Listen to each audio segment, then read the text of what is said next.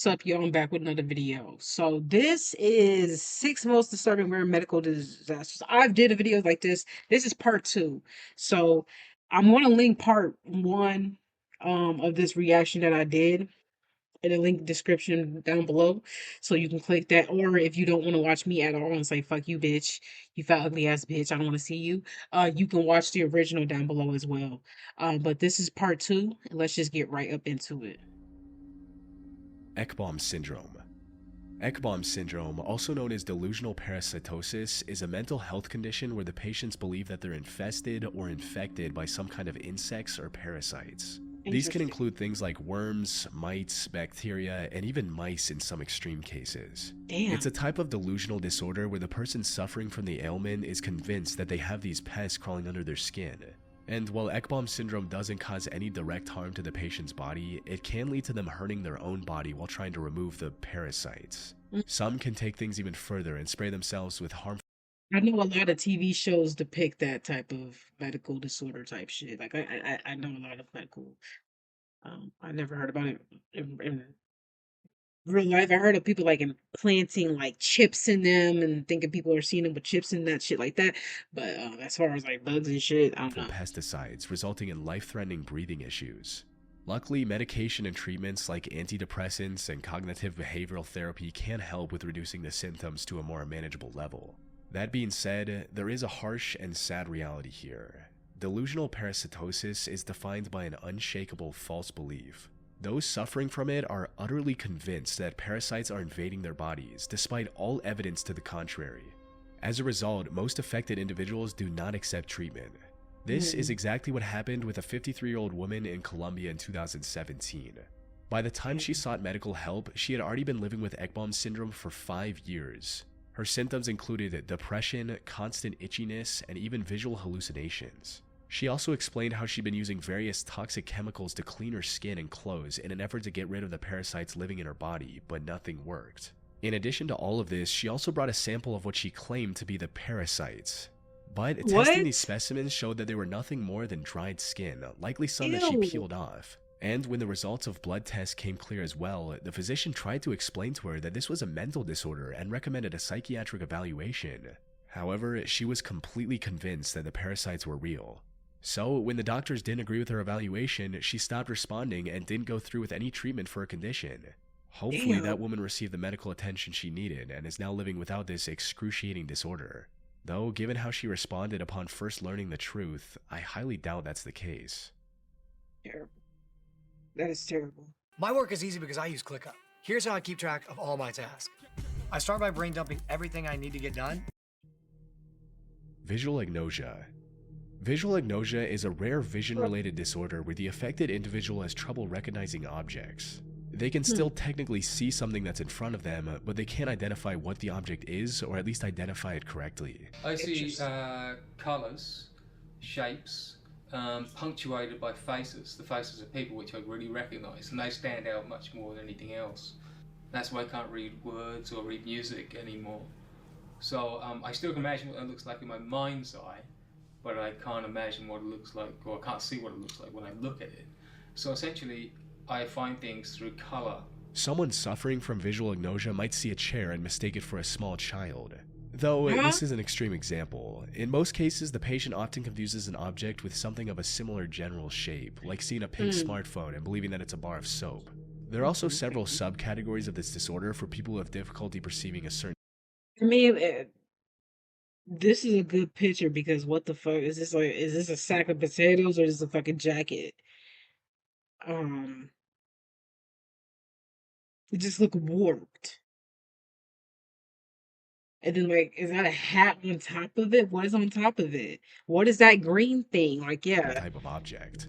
People suffering from alexia, for example, cannot distinguish between different words and see all text as essentially the same thing. Similarly, patients with environmental agnosia They have say with trouble text dyslexia, as essentially. Suffering from alexia, for example, cannot distinguish between Alexia. different words and see all Okay. text as essentially the same thing. Similarly, patients with environmental agnosia have trouble recognizing their surroundings, which makes it almost impossible for them to go anywhere on their own. Visual agnosia is fascinating not just because of how it affects perception, but because it gives us a glimpse into the intricate workings of the brain and what happens when those processes break down. In rare cases, it can be triggered by trauma, such as a head injury or stroke. However, the more Interesting. common cause is simply aging, particularly in conditions like dementia that impact the brain's ability to process and interpret visual information. It's not like the patient wakes up one day and is unable to recognize the objects around them. Instead, it starts off small with occasional misidentifications before growing rapidly with age. And this is precisely what happens to the most popular case of visual agnosia, which was documented by the neurologist Oliver Sacks in his book titled The Man Who Mistook His Wife for a Hat. The title of the book is also in reference to the person suffering from visual agnosia, who Oliver referred to as Mr. P, who I'll just call Peter for simplicity's sake. Now, Peter was a singer and a musician who became a music teacher in his later years, and it was during his time at school that the first signs of his visual issues began to appear. Sometimes a student would stand in front of him and Ew, Peter wouldn't wow. recognize them. More specifically, he wouldn't recognize the student's face. It would stay that way until the student spoke, at which point Peter could identify them by their voice. This often caused misunderstandings and frustrations for Peter, but he often laughed it off and didn't pay much attention to it. However, his situation became a whole lot worse as time went on. Not only was he failing to identify the faces around him, but he also began to see faces where there were none. It got to the point that on some occasions he patted things like fire hydrants and parking meters thinking that they were his students. But this blurring of reality didn't stop there. As the condition progressed, Peter became increasingly delusional. He began speaking to ornate carvings on chairs, expecting a response, and expressing surprise when none came. This went on for nearly 3 years as Peter kept ignoring the issue and deluding himself into thinking that it was normal. And it wasn't until Peter developed diabetes and sought help from an ophthalmologist, concerned that his eyesight might be failing, that the truth came out.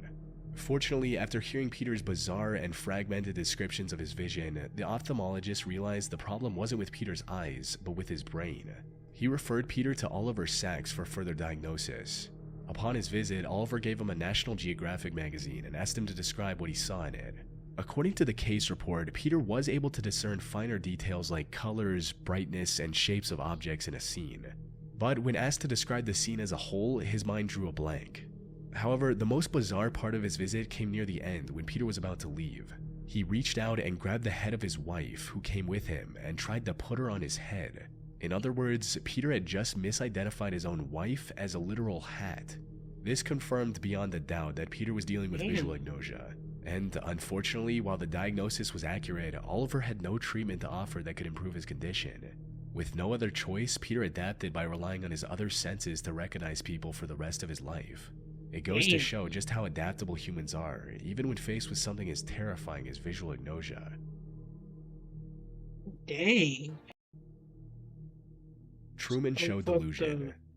Truman Show delusion is an exceedingly rare and fairly recent mental disorder where the patient believes that they're the protagonist of a reality TV show. In their minds, the world around them is nothing more than an elaborate set with hundreds of hidden cameras to capture their reaction to various events. The name of the disorder comes from the 1998 movie starring Jim Carrey called The Truman Show. For those who haven't seen it, the plot of the movie revolves around Truman, who's adopted by a corporation at birth. This corporation then builds a secluded island with thousands of cameras and broadcasts every second of Truman's life for the whole world to see. I've heard of that show, but the movie, I think it's a movie. I've heard of it, but I've never seen it or watched it. But I know the concept. Now, of it. there are some differences between individual cases, but for the most part, almost all patients believe that they're the real-life And I know it's a version of classic. Truman. When asked, this is how one of the people suffering from the delusion described their mindset. I realized that I was and am the center, the focus of attention by millions and millions of people. My family and everyone I knew was and are actors in a script, a charade whose entire purpose is to make me the focus of the world's attention. Medically, the Truman Show delusion is a symptom of psychosis and can also serve as an early sign of schizophrenia. And while there Dang. have been many cases of this delusion over the years, few are as significant as Albert's. Albert was a 26-year-old from western Pennsylvania who was leading a fairly normal life. He worked at a nearby assembly plant and lived with his parents. But one day in 2002, he decided to travel to New York and tried to enter the United Nations building. When a guard stopped him from going any further, he punched the guard and was later taken to the Bellevue Psychiatric Hospital. And that's where Damn. Joel Gold, who is a psychiatrist, and Ian Gold, who worked as a neurophilosopher, discovered the truth about Albert's condition. As it turns out, Albert believed that he was the main character of his very own TV show, and everyone around him, including his parents, were nothing more than actors.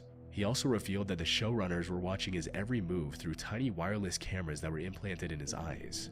His delusion got to the Damn. point where he believed that the 9/11 incident was just a staged plot twist to make the show more interesting. And before What? getting arrested, he was trying to escape the show by asking the UN for help, which is why he traveled over 200 miles to New York City. Albert was later identified as the first documented case of a newly recognized mental disorder, eventually named Truman Show delusion. The Gold brothers have since diagnosed several hundred people with the same delusional disorder. And sadly, as cameras become smaller and surveillance more widespread, it's hard to imagine the frequency of these cases decreasing anytime soon. Damn. Well, this was a short one. This was the part two of it. If you want to see the beginning of this, I will link that in the description below. But this is it for it. Peace.